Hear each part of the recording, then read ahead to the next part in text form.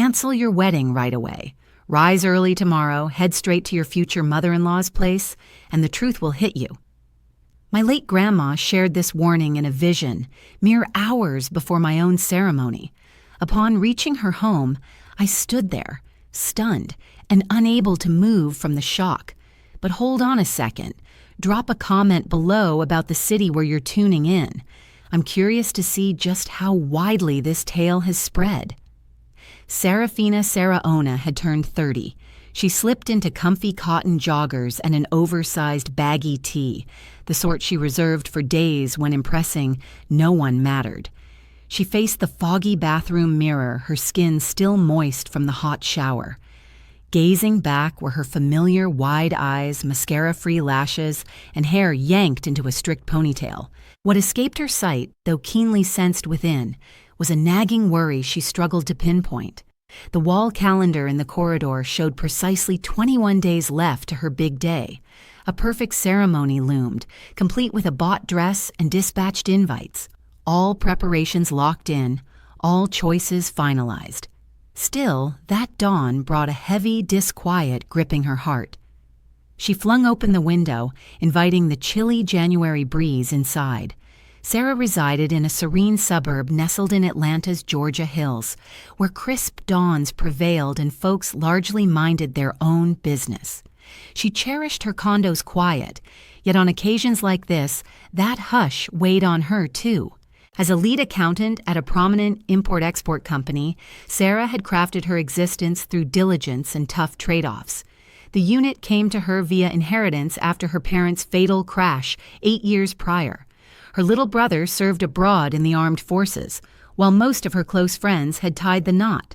Having dodged commitment for years amid repeated letdowns, she at last chose to open up to another. Kellen Dubois. At 37, he stood tall with a resonant tone, an assured grin, warm brown gaze, and ran a modest logistics outfit that, by his account, grew swiftly. Their paths crossed accidentally at the bank for a consultation. He sought aid dissecting intricate fiscal papers, and she happened to be the sole expert free then. Charming and engaging, he caught her off guard. Soon they shared meals, chatted about aspirations ahead, and he entered her visions of tomorrow. Kellen stood apart.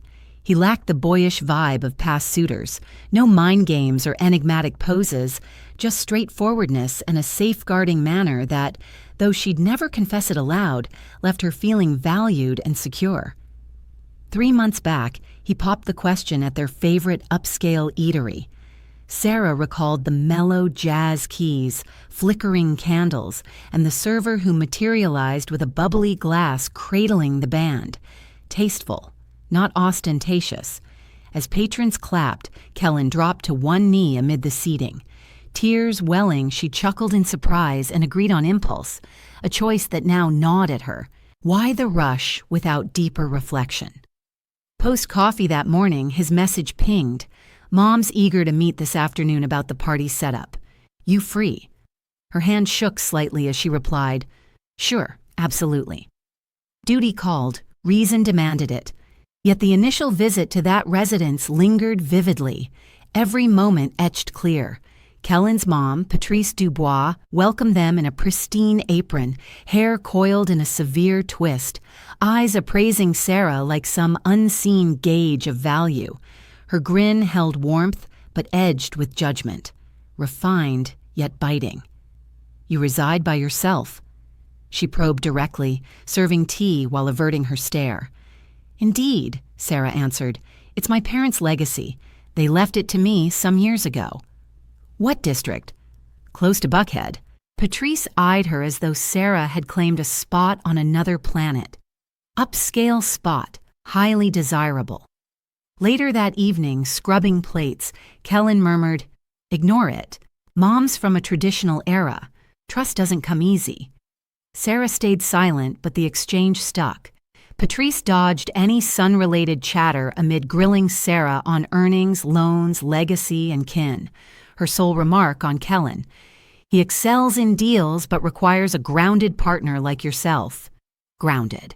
That term echoed constantly. Midday at work, a sudden thought struck like thunder. Suppose I skip the marriage. Suppose I truly don't grasp the fellow I'm set to join forever. She flipped through her schedule. Schedules, dues, attendee rosters, scratched options, selected blooms, menu provider set. Yet no room for second thoughts, as if vows were merely a business deal, not a profound shift. She retired to bed that even restless ideas swirled in her mind that night. The urban hum faded gradually, and the room's shadows wrapped around her with their usual coldness. It took Sarah ages to drift off as she flipped from one side to the other, clutching her pillow tightly, then kicking off the covers only to pull them back on. Finally, she envisioned Clara, her grandma, the one who felt like a backup parent, the lady who'd cared for her during those endless work days of her folks, showing her how to avoid chasing affection, spotting the clues, and always trusting her instincts. Clara had left them 4 years back following a tough fight against diabetes. Sarah still placed her grandmother's hanky by the bedside, yet this vision stood apart. It didn't play like any ordinary slumber scene. Clara perched on that familiar dining seat where she'd pore over books in the late afternoons. Draped in her light blue housecoat and fuzzy shoes, her expression calm, though her gaze blazed with urgency. "Sarah," she urged, "pay close attention. Time's short for me. You need to leave that place. They're bad news." Sarah felt paralyzed, her form numb, able only to absorb the words. Skip the wedding. He's hiding his true self. Head to his mom's tomorrow, solo. It'll all click. Sarah strained to respond, but her voice failed. Clara rose, clasped her palm, and murmured, "That's no romance, child. It's a trap. Snap out of it." Sarah bolted awake, drenched in sweat, breaths ragged. The clock glowed 4:36 a.m. She propped herself up. The space looked ordinary, hushed and dark, but inwardly she quivered. Rising, she padded to the kitchen, flicked the switch, and filled a tumbler with water, fingers unsteady. Her eyes fell on the wall calendar. Saturday. Patrice chat, scheduled. Inhaling deeply, she resolved. "I'll head there by myself, ahead of time," she whispered, sensing Clara's tone lingering nearby. No heads up to Kellen. Come morning, she dressed leisurely, blue jeans, plain top, tresses tied simple. Sliding into her SUV, she motored quietly. At each red light, the vision replayed. Clara's stare, the alert. Pulling up near Patrice's, she slotted the car blocks away. A short stroll to the door. The block lay still. She pressed the buzzer. Silence. Another try. Then, from the rear, a figure emerged. A slim, fair-complexioned lady with blonde locks in a rushed crimson coat, darting from the side exit. She hopped into a small hatchback and sped off, no backward glance. Sarah went rigid. Seconds ticked by before Patrice swung open the entry. "Sarah, unexpected. Figured you'd swing by later alongside Kellen." "Needed a private word." Patrice eyed her with a strained grin. "Sure, step inside. Was whipping up a snack just now." Sarah crossed the threshold. Stale brew scent hung in the air.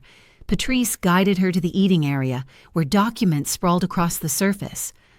"Sorting through event site docs," she explained. But unbeknownst to Sarah, those sheets bore no tie to nuptials. As Patrice slipped to the galley, Sarah sneaked a peek. Listings of folks, spots, and a header, solo property holders. A chill coursed through her. Clarity hit. That fleeing gal wasn't some random drop-in, and Patrice wasn't merely an overbearing in-law-to-be. Sarah gulped, pulse thumping wildly. In this tidy, serene home, her world started fracturing. From the corridor, Patrice reappeared bearing a plate of stale biscuits and a grin as phony as the stitched runner. "Fancy some chamomile, Sarah. Soothes the nerves," she offered, setting the mug down with a faint shake. "That works, thanks," Sarah answered, gaze locked on the stack she'd glimpsed. She'd nudged it shut the instant steps approached. Still, her brain looped the snippets. Female names, locales, headings like wed status and lone owner. Neat script, scribbles aside. Patrice settled opposite. Sarah studied her. Gestures matched the norm, yet an odd spark in those eyes, a rigid poise like she sensed her facade cracking. "You okay, Sarah?" Patrice probed gently. "Seem a bit ashen." "Yeah, fine. Just an early start." Fibbing came naturally, effortlessly, as if Patrice sparked some hidden shield in her. Sipping the brew, her mind churned thickly. Who'd been that escapee from the rear? What purpose those private details? Why the pretense from Patrice when trouble brewed plain? "So tell me," Patrice continued, fiddling with a cloth, "you content with Kellen?" The query landed heavy, rippling outward. Sarah regarded her, taken aback. "Of course," she responded. "Why the question?" "Just curious." Weddings tend to stir up anxiety, uncertainties, issues you believed were resolved long ago. And once you're wed, you notice those small red flags you chose to overlook. Are you talking about your own union? Patrice chuckled, though it lacked any real mirth. "I didn't wed for passion, Sarah. I did it for appearances. In those days, a single woman faced judgment. But rest assured, you're nothing like me." "How so?" "You've got what I never possessed. Assets in your own name, a solid job, command of your destiny. Kellen requires a partner like you. You steady him." Sarah gulped. The exchange felt like an odd blend of flattery and subtle coercion. Each phrase carried an underlying intent. "So what's your take on Kellen?" Sarah inquired.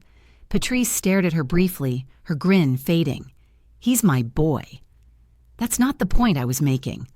I understand him more than anybody. I recognize his potential and his requirements. Like all people, Kellen has imperfections, yet he possesses a generous spirit." Does the lady who slipped out the rear entrance share that view? The query struck sharply, like a bullet fired right in the dining area. Patrice stiffened. "What's that supposed to mean? I spotted her, Patrice." When I buzzed the doorbell, I caught a woman exiting via the back, fair-haired, youthful. She appeared rushed. "Oh, that was probably a local acquaintance. Occasionally, I mind the child of a working neighbor close by, and that neighbor departs without the little one." Patrice locked eyes with her momentarily. Then she exhaled, rose, and approached a wooden cupboard. She slid open a drawer, retrieved a photo collection, and thudded it down before Sarah. "Want to identify her? Take a peek." The voice had shifted, colder, stripped of maternal warmth. Sarah flipped open the book. Initially, it appeared ordinary. Vintage snapshots of young Kellen, celebrations for birthdays, outings to the shore, holiday gatherings. But as she advanced to newer sections, her breath caught. There stood Kellen beside a slender, smiling blonde in a crimson gown. His arm encircled her midsection. They posed before an unfamiliar residence. A marker-scribbled date marked one edge. June from the previous year, just 12 months back. Sarah leafed further. Additional images showed them dining out, lounging on a patio, and attending what resembled a ceremony. A ceremony. In the shot, Kellen sported a somber suit, the blonde in ivory. Less formal than a classic affair, yet the photo erased any ambiguity. What does this represent? Sarah's tone cracked as she spoke. "A chapter that's closed," Patrice answered calmly. Kellen had been involved with her. Indeed, it was impulsive. Events unfolded rapidly, but it fizzled. She proved problematic, overly sensitive. She sought to dominate him. Ultimately, parting ways was for the best. They tied the knot. That's their affair. Sarah snapped the album closed. Tremors gripped her fingers. "Why keep it from me entirely? Did you press him on it?" The quiet hung heavy. Patrice reseated herself. Her face now bore a graver, more authentic cast. "Pay close attention to my words, Sarah. Certain matters are wiser left buried. The history remains history. Unearthing it invites suffering. And the lies. Does anyone escape those?" Sarah stood abruptly. She'd reached her limit. She hastened to the exit and yanked it wide. Patrice remained still. "Should you genuinely wish to wed Kellen," she added, "realize aspects of his existence you'll never grasp or master. Union isn't a pact among the pure." Sarah departed in silence. The journey returning to Atlanta dragged on. Congestion stretched infinitely, yet she barely registered the vehicles or the din. Her mind fixated on the blonde, the images, the dossier, and all she'd dismissed in pursuit of affection.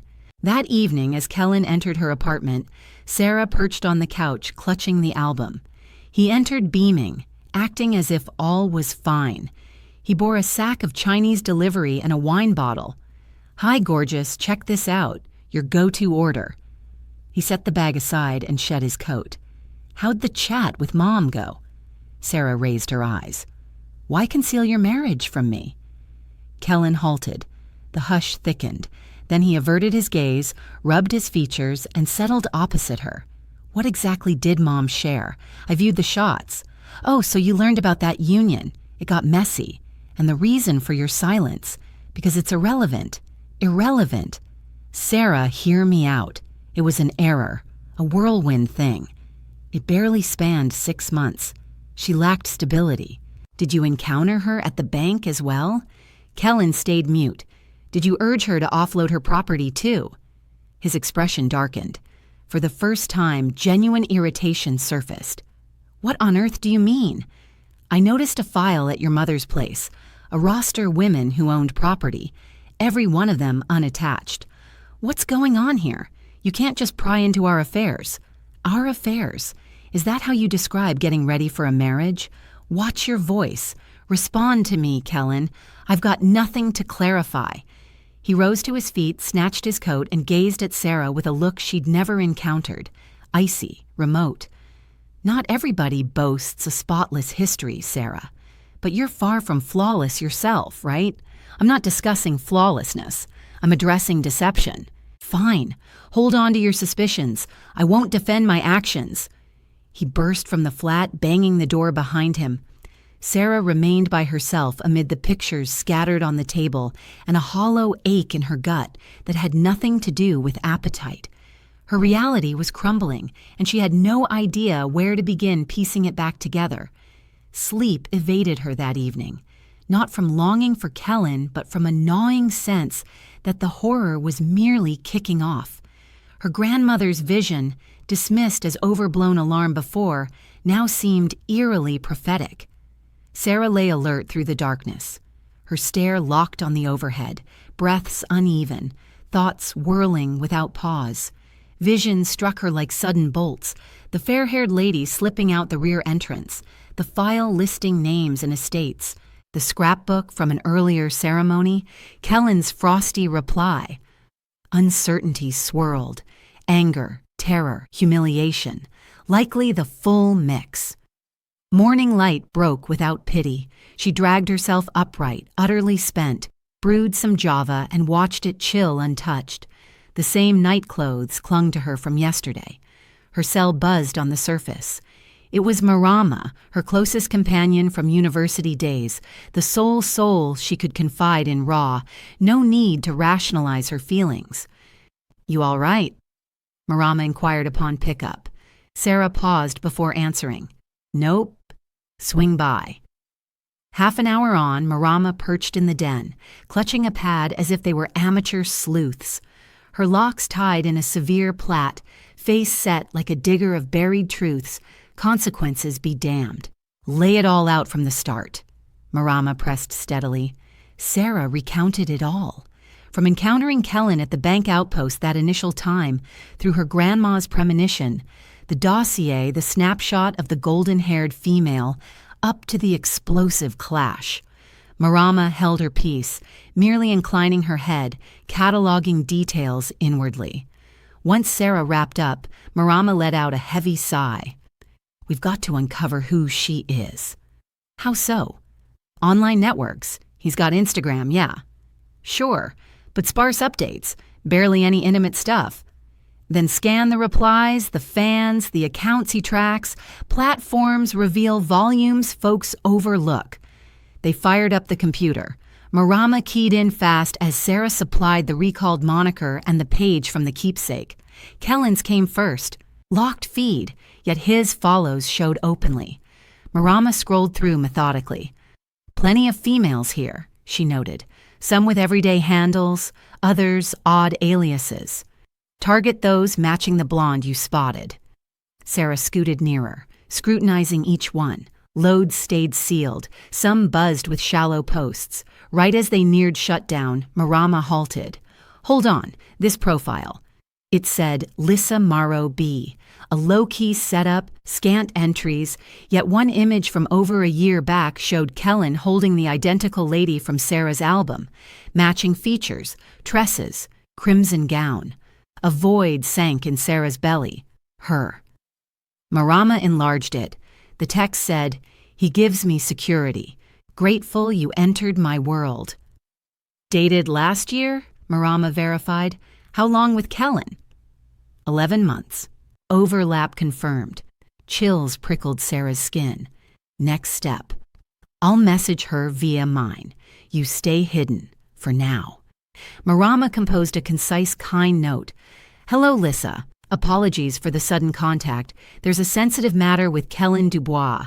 Mind chatting. Serious inquiry." Off it went. Time dragged. Sarah fixated on nothing. Marama stuck around the whole stretch. By 5 p.m., the comeback hit. "Who is this? What's your intel on Kellen?" Marama displayed it. Sarah's pulse thrummed wildly. "Just confirming if you dated him last year. Pieces don't fit. Help me out. Talk. Crucial." After 20 minutes, Lissa typed back, "Yes, we dated. I wed him. And you." Sarah seized Marama's device, fingers shaky as she typed. "Serafina Ona here, his betrothed." Swift retort. "Oh no." Then, "Let's converse off-platform. Meet up possible. Got evidence for you." Marama and Sarah set the rendezvous for tomorrow, in a bustling cafe right in the heart of the city. The spot featured wide-open windows and was constantly buzzing with customers, which made it seem secure. Sarah had hardly gotten any rest that evening, though fear wasn't the reason this time. Instead, it stemmed from an urgent need to uncover the truth, to grasp it fully, and to validate her growing suspicions. The following day, she showed up 10 minutes ahead of schedule. Marami accompanied her, but chose a separate table to watch from afar. Lissa appeared right on time. She appeared even slimmer in person than in her pictures. Exhaustion etched her features, with shadows beneath her eyes, and her hair was tied up in a casual ponytail. "You're Sarah," she stated flatly, skipping any pleasantries. Sarah gave a nod. They took seats. "Spill it all," Lissa urged, her tone rough and strained. "How much time have you spent with him?" "Close to a year. I shared the whole story with a friend. We dug into social platforms. That's how you came into view." Lissa glanced away, retrieved a file from her bag, and set it down between them. "It's all in here. Duplicates of the property sale papers, texts from him, the police filing, even if it led nowhere." Sarah flipped open the file. The contents were meticulously arranged. The official sales contract, a bank receipt showing the deposit into Kellen Dubois' account, a screenshot of a WhatsApp exchange where he assured her, "In 6 months, I'll hand over the home you truly merit." What went down once you'd sold it? He disappeared, grabbed every cent, swapped his contact, cut me off. I tracked him to his place, and his mom claimed he was out of town, that she was clueless. "You didn't go to the authorities." "Absolutely, but it was pointless. In the eyes of the law, it wasn't stealing." I agreed to the sale. He never coerced me. I hadn't documented that the funds were meant for him, no signatures on any deal. A lump formed in Sarah's throat. "And what about how you two connected? Also at the bank. I was handling some forms." He assisted with the paperwork. He came across as genuine. Things progressed to dating after that. He claimed I stood out, that he'd at last discovered a stable, resilient, confident partner, and I fell for it. "You never had doubts?" "Sure, but I brushed them off as typical issues, like his silence on work matters, or not meeting his full circle of pals, or his constant guarding of his phone. Yet I figured it was past baggage. I pitied him." Sarah inhaled sharply. "I promise I was in the dark." Lissa dipped her head, her expression easing a bit. "This isn't on you. He's an expert at it. No slip-ups. Every move is planned out. Any idea if he's pulled this stunt prior? Nothing solid, but his mom is in on it. She shields him. And there was another, Simone. I caught her name accidentally. Kellen let it slip, assuming I was out cold. Got any details on her? Just that she vanished. No trace anywhere. Folks assume she relocated out of state, or perhaps something graver occurred. Sarah's gut twisted. You believe that? Not certain. But without my sibling close by, I might have shared her fate. I spiraled into depression, isolated myself, lost touch with everyone. Now I'm scraping by with part-time gigs, piecing myself back together, but I've got zilch to show for it. He wiped it all out. Sarah stayed quiet. She scanned the documents, the identities, the timelines. It all aligned perfectly. Mind if I hold on to these? Go ahead. And if possible, go after him officially. It might not lock him up, but it'll stop him from repeating the pattern. They parted without an embrace. Lissa headed out to the road like she bore 1,000 pounds on her shoulders. Sarah lingered by herself at the table, eyes fixed on the files. Marama came over, looking shaken. You caught what she said. Yeah, Sarah responded, and she isn't alone in this. That evening, as she pored over the papers in her apartment, her cell buzzed. Call from an unfamiliar line. Sarah picked up. Hello. A hushed female voice, barely audible. Is this Serafina Ona? Who is this? I won't reveal that, but pay close attention. Avoid tying the knot with Kellen. He's far from the person he pretends to be. Sarah froze. Who are you? Merely someone from his past. He bolted with all I owned. Spare yourself that nightmare, I beg you. Then the line went dead. Sarah remained rooted, phone pressed to her face, while rain started pattering outside. It wasn't a downpour, yet it carried that steady rhythm that pulled up grim ideas, recollections best left interred. The stranger's words lingered in the room's stillness, as though the walls had absorbed them. Avoid tying the knot with Kellen. He's far from the person he pretends to be. With chilled fingers, she powered down the device. A tightness gripped her ribs, an inescapable burden. What began as vague unease had evolved into a stark reality shadowing her path. She was pledged to a deceiver whose existence rested on fabrications. Come morning, prior to even brewing her coffee, she rang Marama. Her words rang firm, leaving no space for hesitation. I require a detective, a top-notch one. Not the type who just browses online profiles. I need solid proof. Marama held back on queries. She forwarded the info for a reliable contact, a fellow by the name of Vernon Gabe Ariag. Gabe, once a cop and now working as a private investigator, was known for his caution and attention to detail. Sarah dialed his contact on impulse. Their meeting took place in a modest office inside a rundown structure in the city center. Gabe, a guy in his 50s, sporting a neat beard and piercing gray eyes that appeared to penetrate deeper than expected, paid close attention as Sarah laid out the whole story. He never cut her off. He simply jotted down details using a faded blue pen that had clearly seen its share of documenting hidden realities. Got any evidence? He inquired once she'd wrapped up. Just this, she answered, passing over the file from Lissa, along with a few texts and details of an unidentified phone call. Gabe skimmed the papers swiftly. It's sufficient to kick things off, though far short of what's needed for an official dossier. We'll dig deeper. How long will it take? That hinges on the skeletons lurking in the man's past. But heads up, if your account checks out, the discoveries won't sit well with you. Nothing does for me these days, Gabe. All I seek is the facts. Gabe studied her briefly, gauging her strength. Then he gave a slight dip of his head. Expect my update in 7 days. The week that followed felt like endless agony.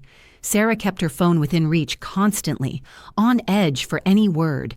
She dodged Kellen using basic pretexts.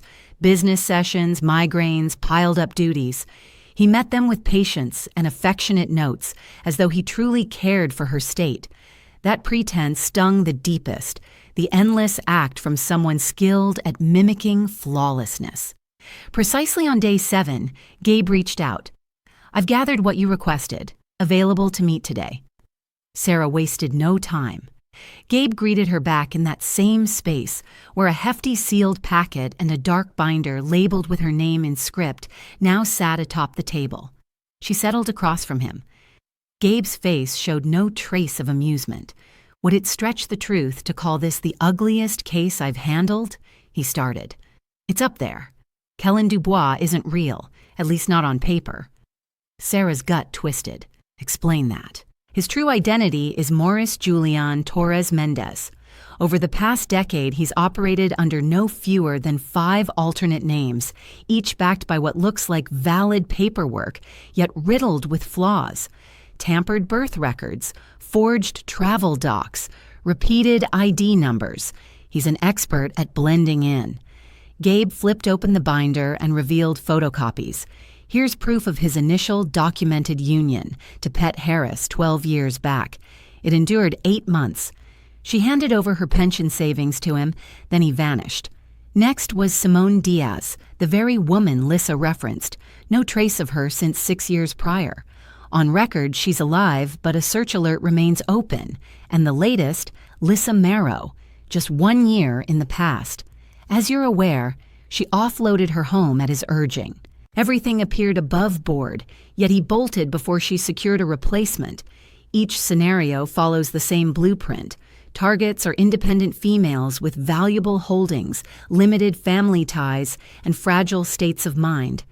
Sarah struggled to process it. She balled her hands in her lap to stifle the sobs. What about his career? Bogus, too. The firm he claimed to own has no existence. Never has. His online presence relies on fabricated info, sites that mimic authenticity without any formal filing. Pure illusion. And his mom. Gabe hesitated.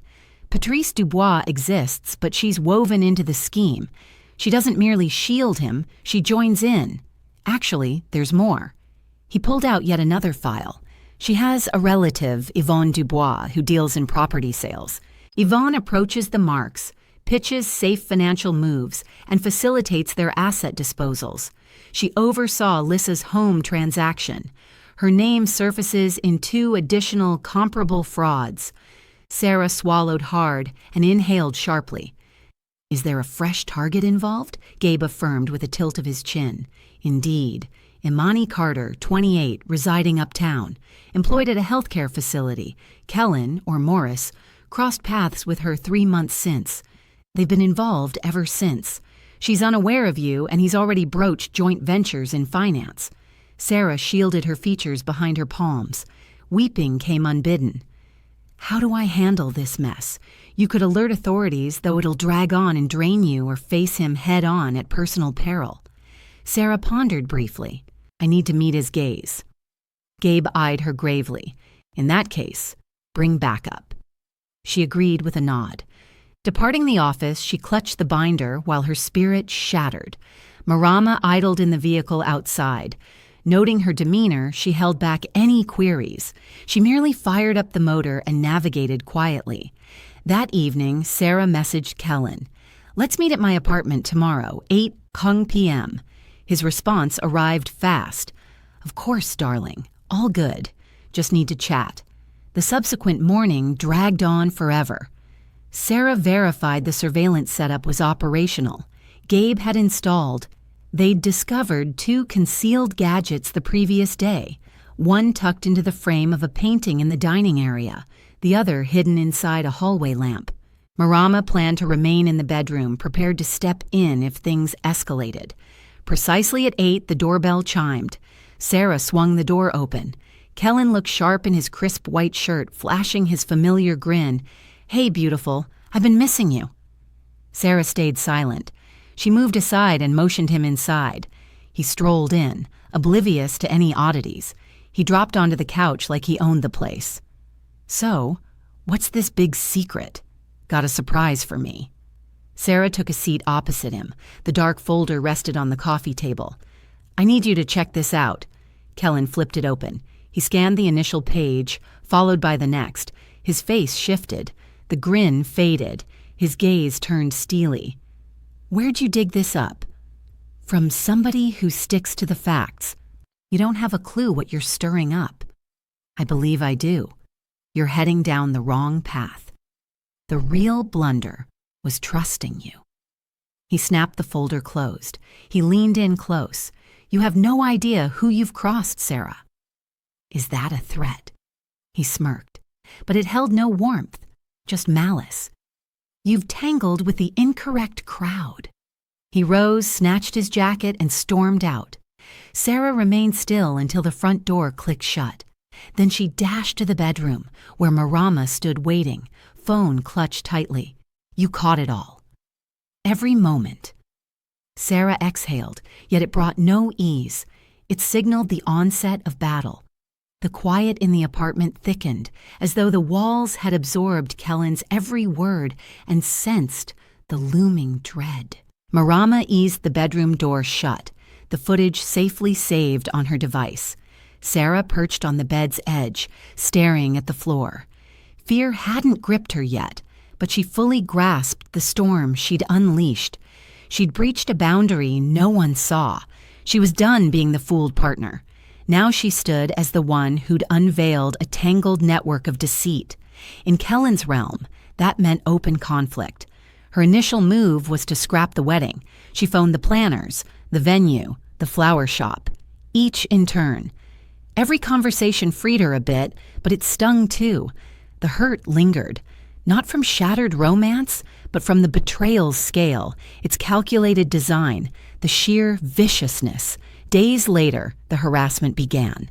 It started minor, a call from an unknown number that disconnected right after she picked up. Then one with a warped voice murmuring her name before cutting off. Sarah dismissed it as chance or a prank at first, but inwardly she recognized the truth. It wasn't playful. It marked the start of retribution. One morning, heading to the garage for work, she spotted a folded white envelope wedged under her car's wiper. No sender listed. Within, bold black script warned, "You're toying with flames. They blaze hot but destroy gradually." Sarah went rigid. Her hands shook. She scanned the area. Empty, save for the distant sounds of neighbors' steps toward the lift. She shoved the note into her bag and retreated to the apartment. She skipped work that day and dialed Gabe right away. "It's begun," she stated flatly. "I warned you. Got the envelope." "Yeah, heading over now. Lock down and let no one in." Half an hour passed before Gabe rapped at the door. He brought a satchel and a grave look. He inspected the note, snapped photos, and sealed it in a clear evidence pouch. "This goes beyond scare tactics. It's a warning. His method of saying you've left his safe zone. You're a danger now." "What's our next step?" "We'll set up surveillance. One by the entrance, another in the corridor, plus I'm giving you an emergency alert device. Hit it, and I'll know instantly. No more going solo, Sarah." That night, her chest felt constricted as she tried to sleep. Marama crashed on the couch nearby. Gabe vowed to pull strings with the prosecutor's team. The proof mounted, drawing not just from his probe, but from Lys's account and others. Sarah, with Marama's aid, had reached out to women who'd gained the courage to share. The dossier grew, yet no warrant emerged. Just an active inquiry. The week after proved grimmer. Returning from grocery shopping, Sarah noticed her door slightly ajar. No signs of tampering, merely unlatched. Her pulse raced. She didn't step inside. Instead, she retreated slowly, fished out her phone, and rang Gabe. "Someone's been in. The door's unlocked." "Stay out. I'm en route. Get the cops here." The police showed up swiftly and swept the place. No theft, no shattered items, no overturned cabinets, except the one holding her property papers. It lay in disarray. The files remained, but it was obvious hands had rifled through them, hunting for something. Something particular caught her eye. There, on the bed, lay a single sheet of paper, scrawled in the identical handwriting from before. "Believe you've come out on top. We're only beginning." A chill raced down Sarah's spine like frozen wind. Gabe conferred with the authorities, flashing his ID and revealing a section of his findings. The cop jotted down details and vowed to boost patrols around the structure, yet that failed to ease her nerves. This goes beyond mere bullying now. They're targeting you directly. Things are escalating, Gabe cautioned. They aren't after your fear alone. They aim to silence you, make you vanish. I'm staying put, Sarah shot back resolutely. Not with everything that's unfolded. That evening, as they scanned the newly set up surveillance feeds, an eerie sight emerged. Around 3:00 a.m., a figure in a ball cap lingered before her entrance for more than a minute. No doorbell press. He simply froze in place before departing. His features stayed hidden, but the stance, the frame, unmistakable. It was Kellen. The footage went straight to the officials. A few days on, another visitor rapped at her door. A lean, towering woman exuded a sharp poise, forged from years of wary suspicion. Yvonne Dubois, the property agent tied in Gabe's dossier to the dealings of prior targets. Sarah kept the door shut. She observed via the peephole cam. "Sarah," the visitor uttered, staring right at the camera, "I'm not here for conflict, just a chat." "We've got no business between us," Sarah responded. "You're treading dangerous ground. You've stirred plenty. Back off and this wraps up." "Is that intimidation?" "Call it guidance. You haven't a clue about the forces you're challenging. No sense of my clan's reach." "The cops are fully briefed on your crew." Yvonne chuckled, a hollow, sour sound from one convinced of her untouchability. "Law enforcement can't shield you once we're through the walls. Trust me, access is ours any time." Sarah's veins turned to ice. Yvonne departed without a backward glance. Sarah forwarded the recording to Gabe, who passed it along to the prosecutor. Momentum built in the investigation. Formal accusations of deception, stolen identities, and illicit plotting were lodged. An arrest order was in the works, though the courts dragged their feet. Regulations lacked the speed Sarah craved. She added a digital deadbolt and brought on personal guards. Marama bunked with her for a spell. Gabe dropped in every night for inspections. Still, Sarah managed no more than 3 uninterrupted hours of rest. Calls buzzed at weird times. Blank messages arrived, along with spam from bogus profiles featuring snaps of her residence. Intimidation fused with unrelenting dread, yet a spark ignited within her. Not rage, but resolve. On Friday evening, Marama headed out to see her mom.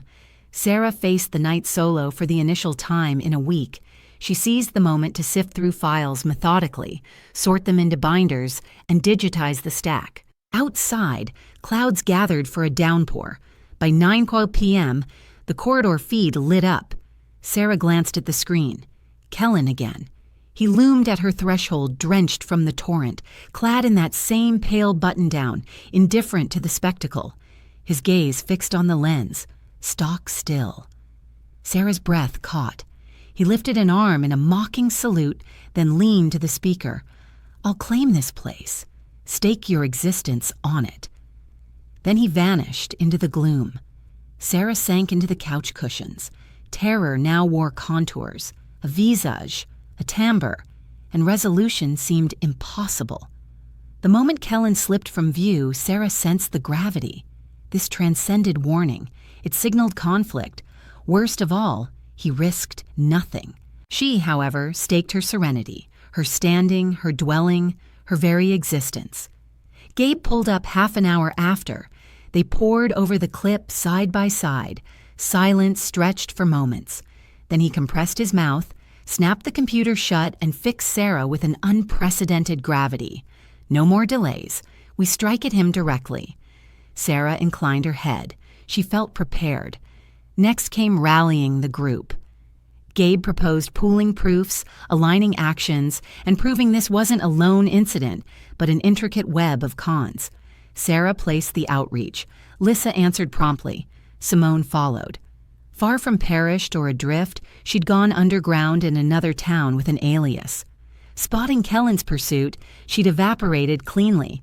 Therapy had occupied her for years. Sarah's outreach gave her pause, but she chose to open up. The gathering unfolded in a low-key spot, Gabe's workspace. 4 seats circled a drab desk amid bland partitions and a shaded pane. Sarah got there ahead with Lissa close behind, her bearing steadier now. Simone slipped in next with jittery strides, as though the room itself might turn traitor. And last, Irene. Sarah had no prior acquaintance with Irene. He'd reached out to her after digging into Kellen's recent moves. Irene hadn't fallen for the trap yet, but it was closing in fast. She had a home in the outskirts, rattling around solo ever since her mom passed away, and that's where she crossed paths with Kellen, at an art exhibit. He hit her with the usual routine: flattery, charm, talk of teaming up on a venture. Once doubts crept in, she stumbled upon an unnamed blog where a lady was sounding the alarm about her ordeal. That was Lissa. Their exchange was rough going, yet incredibly moving. These weren't mere targets. They were fighters who'd made it through. Everyone shared their experiences from unique viewpoints, but the hurt ran deep and shared. The lies, the mind games, the embarrassment, the terror. Simone's account hit the hardest. He pressured me to offload my folks' place. He swore we'd launch a medical center side by side. I handed over it all. The moment I probed for details, he barricaded me inside for days on end. He snatched my cell. I slipped out via the window. Nobody took me seriously. Cops shrugged it off. Even my sibling figured I was overblowing it. I relocated to a new town with whatever scraps remained. I switched identities. It took until now to muster the courage for a formal complaint. Lissa clasped her palm. Irene's gaze brimmed with moisture. "What's our next step?" she wondered. "How do you battle a monster like that?" Gabe slid a dossier onto the surface. It held duplicates of the filings, the grievances, the faked papers, the phone records, the corridor footage, the scripted warnings, the roster of every lady he'd targeted. This wasn't just paperwork anymore. It was a ticking explosive. The prosecutor had gotten the heads up, Gabe noted. The charges are locked in as severe swindling and illicit plotting. We're nearly there on the detention order, just one final element short. And that would be, Sarah inquired, Patrice. Their stares locked. Patrice Dubois, Kellen's mom, the quiet partner in crime, the lady who'd cracked open the entryway for each casualty, the one who'd probed for money details under the guise of casual chat, the one who'd buried every vanishing act. She holds all the cards, perhaps even beyond what he knows, Gabe continued, but fear's got her gripped. The sole path to dismantling it all is if an insider fractures under pressure. Sarah pondered it for a stretch. She had Patrice's address down pat. She could rap on the entrance, though survival afterward was a gamble. "Count me in," she declared softly. "I won't let fear chase her off." Gabe pushed back at first, then relented. He fitted a discreet mic and a petite lens to her jacket's edge. Marama escorted her to the structure's doorway and lingered in the vehicle beyond. Sarah ascended the stairs on unsteady limbs, rapping thrice. Patrice paused before unlocking it. Her expression flashed genuine shock, not the phony version from prior encounters. It carried a sharper edge. "Why are you showing up now?" she uttered, her unease plain. "I want a private word. No arguments or raised voices, just discussion." Patrice wavered, yet yielded passage. Sarah stepped inside. The setup mirrored the prior visit. Excessive neatness, oppressive quiet. They took seats across the eating area. "Your boy showed at my doorstep. He issued threats." "I've got proof. Tapes, witness accounts. The full picture's clear to us, Patrice. We see Yvonne's role, the rest of the ladies. You could lend a hand or sink alongside them." Patrice dropped her gaze. Her digits shook. Silence stretched nearly a full minute. "It started innocently," she whispered. "I figured I was just boosting my boy's prospects." He framed it as legit deals, offering chances to gals clueless about handling their wealth. "And the vanishings," Sarah pressed. "You excuse those, too." Patrice's eyes welled up. Not dramatic sobs, muffled ones like she was holding back total surrender. It spiraled beyond grasp. Yvonne egged him on to persist. "She's driven, ruthless." She drove the momentum. I zipped my lips, turning me into a co-conspirator. "I get it, so open up. Deliver your account. Aid in halting this madness." No road back exists. Patrice met her look squarely, defenses down for once.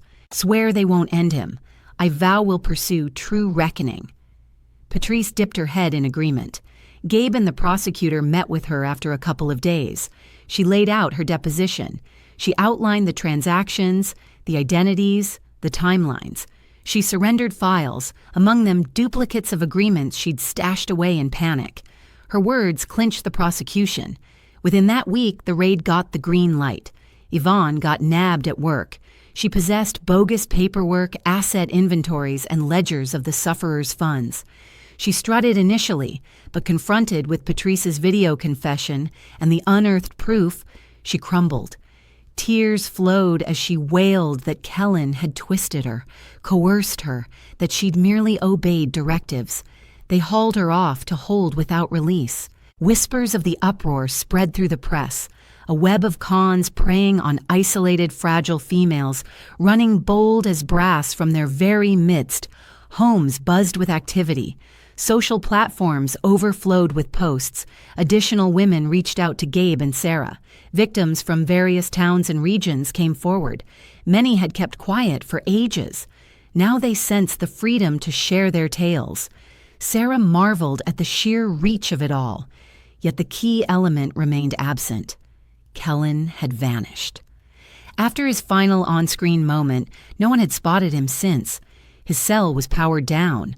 No financial transactions, no online footprints. But Gabe pressed on relentlessly. On Thursday evening, Sarah's device buzzed. The hour was late. Marama dozed soundly. Gabe's face appeared on the display. "Sarah, we've located him." She bolted upright. "Where?" "Right here in the urban area. Holed up at a lodging in the El Rosario neighborhood. Checked in as Maurice Stevens Suarez. A tipster identified him from the shared image. We've triggered the arrest order. Law enforcement is heading there now." Sarah remained planted, gripping her phone, gazing through the pain.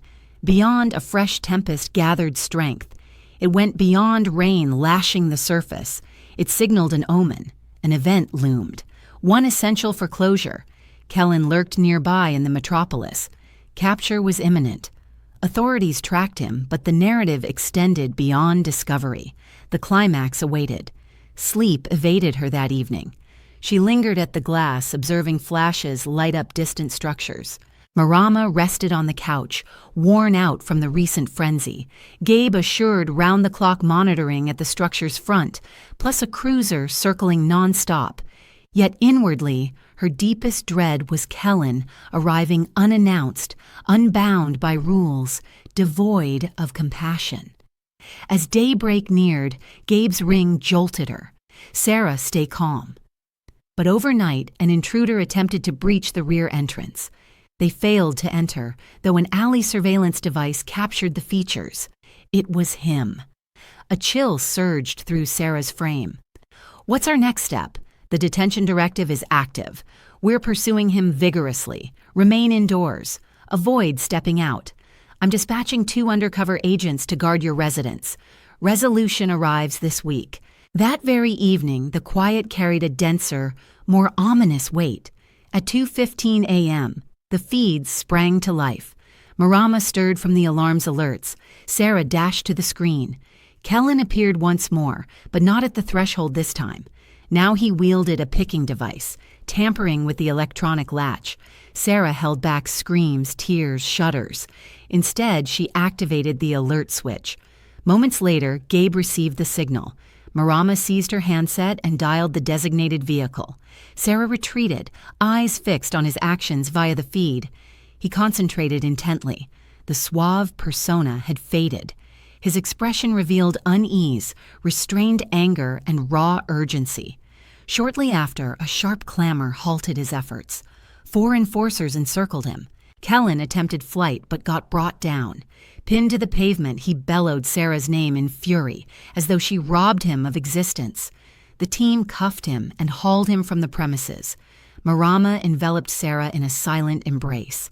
Sarah shed no tears, quivered not. She simply shut her lids. At last she could claim endurance. Word spread swiftly. outlets covered the capture of a suspected repeat deceiver, charged with swindling numerous females nationwide. Kellen Dubois, alias Maurice Torres, sat detained. The initial court session loomed in 5 days, the chamber packed with those intimate with his saga. Sarah entered with Marama, Gabe, and an attorney. Lissa, Irene, and Simone attended as well. Patrice came solo. No embraces awaited her, but all grasped the toll of her stance against her child. As Kellen faced the bench, his gaze fixed on Sarah. Silence gripped him. His demeanor stayed rigid, emotionless. This wasn't the charmer who ensnared her. He embodied something else, a vacant shell like a forsaken dwelling clinging to its exterior. The lawyer laid out the proofs: videos, fabricated deals, accounts from witnesses, financial trails, assorted aliases. Each contributor added to the mosaic. When Patrice's moment arrived, the hush thickened. "I bore him," she stated, "and I fell short as a parent. I ignored what demanded exposure. I averted my sight as deceptions grew plain. I believed I aided his fresh start, yet I enabled his malice." The magistrate absorbed it quietly. Ultimately, he mandated custody, sans bond. Proceedings would unfold, but Kellen faced no return to freedom absent reckoning. Sarah offered no grin, no jubilation. She merely drew in a profound, altered, liberated inhalation. Beyond the doors, the affected women clasped one another. They stood transformed from those he sought to shatter. Now they had transformed, growing tougher, more bonded and fully alert. Gabe regarded them with admiration. Marama wept without a sound. Sarah simply gazed toward the heavens. It felt as though her grandmother lingered nearby, observing every moment. That evening, Sarah retired early. For the first time in weeks, Marama chose to rest in her own space. The apartment lay peaceful. All was settled and organized. At 3 a.m., the dream of her grandmother returned. Yet this time, they weren't in the kitchen. No cautions echoed, no dread hung in the air. Instead, they stood in a vast meadow surrounded by blossoms releasing a fragrant scent. Clara beamed at her, her expression radiant. "You're genuinely liberated now," she declared. "You made the wise choice not only for yourself, but for everyone involved." Sarah awoke with tears streaming down her cheeks. They were joyful drops of ease and appreciation. Sunlight filtered through the glass. The tempest had passed. A few days afterward, she started composing, not for healing, not for retribution, but to leave a lasting mark. Her experiences needed sharing. They had to touch other women, those trapped by controlled emotions, those blind to harm hidden in kind gestures, those who believed pain was just part of affection, those who stayed quiet from terror, embarrassment, or remorse. The volume bore the name The Ones Who Awakened Just in Time. It gained popularity, yet the real value lay in the support community it sparked. Sarah launched a charity dedicated to aiding those harmed by mental coercion and emotional control. Irene stepped into a role as advisor. Lissa managed the initiative's finances. After months of healing, Simone mustered the courage for public speeches. Following her punishment for involvement, Patrice shared her perspective from beyond the veil of disgrace. Kellen received a 20-year term in federal custody, not due to passion or disloyalty, but for deceit, ethical harm, and illicit plotting. Still, the truest reckoning occurred within. Sarah strolled the avenues once more without glancing back. She rediscovered faith in others, but with sharper awareness. She rested soundly, free from ominous visions. She reclaimed her identity, though renewed, more resilient, insightful, and vibrant. Whenever anyone inquired how she escaped the ordeal, her response remained consistent. It went beyond just me. It happened because a presence from beyond alerted me, roused me, and supported me when I could barely hold on. Some struggles appear overwhelming, beasts masked as devotion, darkness that chokes our spirit. But when honesty triumphs, when the essence grips the glow, no illusion endures indefinitely. The divine doesn't mute the pleas of sincere hearts. It doesn't forsake the misled who offered trust. It speaks against wrongdoings. Existence, amid its turmoil, finds equilibrium in its own manner. Eventually, each root planted in suffering blooms into reality. Each drop fallen in belief becomes a symbol. Each woman who stands shatters bonds unknown to many. And in the skies above, guardians persist in watching, even after departure. At times they manifest in visions, at times in gut feelings, at times in unexplained resolve. But they steer, caution, and cherish. Sarah grasped this belatedly yet promptly, and from then on she never dismissed a signal, for the spirit has always recognized. Did the tale resonate with you, and from which town are you tuning in? Let's connect below. If the narrative moved you, consider a super thanks to help me deliver more like it. Grateful for your kind backing, eager for your thoughts on the story. Check the display for 2 fresh personal accounts I suggest. Plenty more awaits on my page. Remember to hit subscribe. Catch you next with another inspiring journey full of care and regard.